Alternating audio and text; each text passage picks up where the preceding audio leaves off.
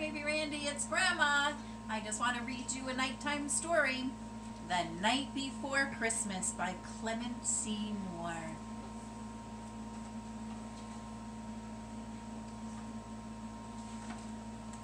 'Twas the night before Christmas, when all through the house not a creature was stirring, not even a mouse.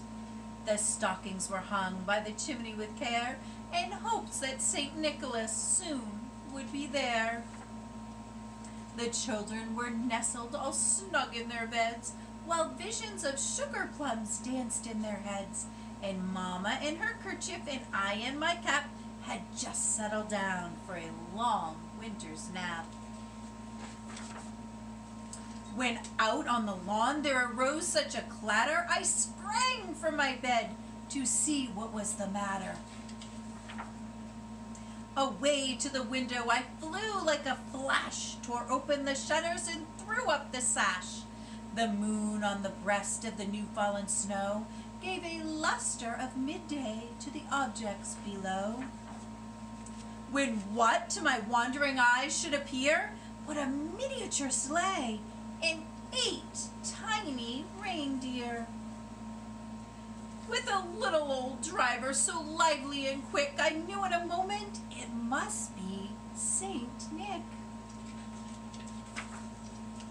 More rapid than eagles his coursers they came, and he whistled and shouted and called them by name. Now Dasher, now Dancer, now Prancer and Vixen, on Comet, on Cupid, on Donder and Blitzen.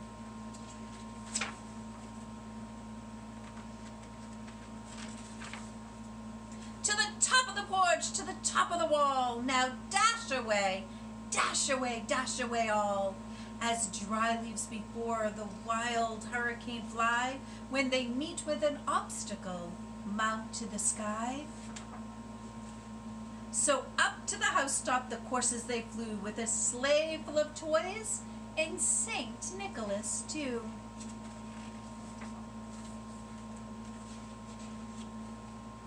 And then in a twinkling I heard on the roof the prancing and pawing of each little hoof, as I drew in my head and was turning around. Down the chimney St. Nicholas came with a bound. He was dressed all in fur from his head to his foot, and his clothes were all tarnished with ashes and soot. A bundle of toys he had flung on his back, and he looked like a peddler just opening his sack.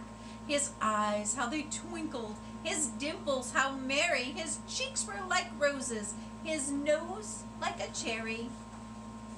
His droll little mouth was drawn up like a bow, and his beard on his chin was as white as the snow.